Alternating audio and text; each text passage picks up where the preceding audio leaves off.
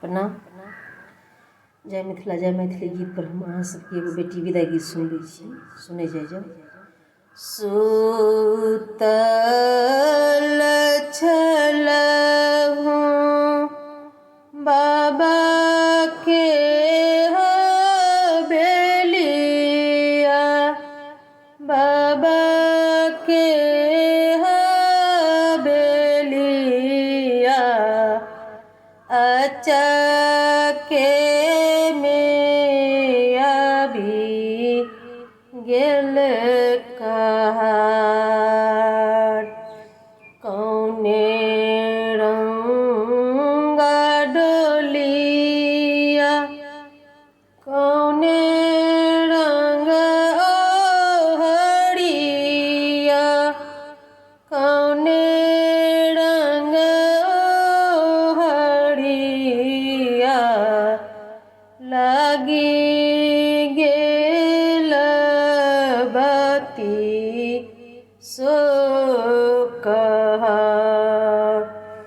आहे लाले रंग डोलिया, सबुजे रंग ओहरिया, सबुजे रंग ओहरिया, लागी गेल बत्ती सो कहार। आहे माए बाप मिली काए, एक मोती है केलानी, एक मोती है केलान, डोलिया में दाए लन बैसाय। आहे लए दाए निकासल,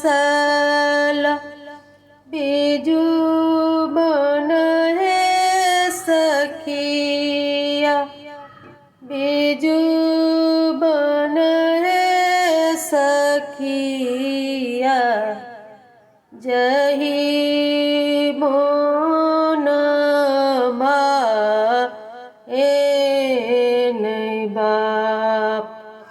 आहे कोस गेली सीता, दुई कोस हे गेली, दुई कोस हे गेली, तेसरे में ठेकल उहार। आहे घुरी जइयो, घुरी जइयो, भैया हे लोकनिया, भैया हे लोकनिया, आमा के कहावनी बुझाय। आहे अम्मा के कहावनी, पाथर भाए बसती, पाथर भाए बसती, हमहु बरसब हियार। आहे अम्मा के कहावनी,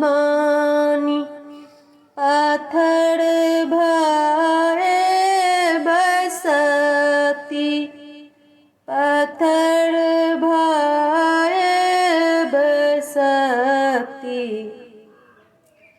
हम सब हियार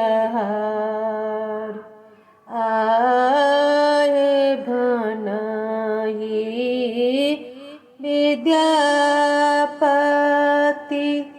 गाओल समाधान गाओल समाधान सब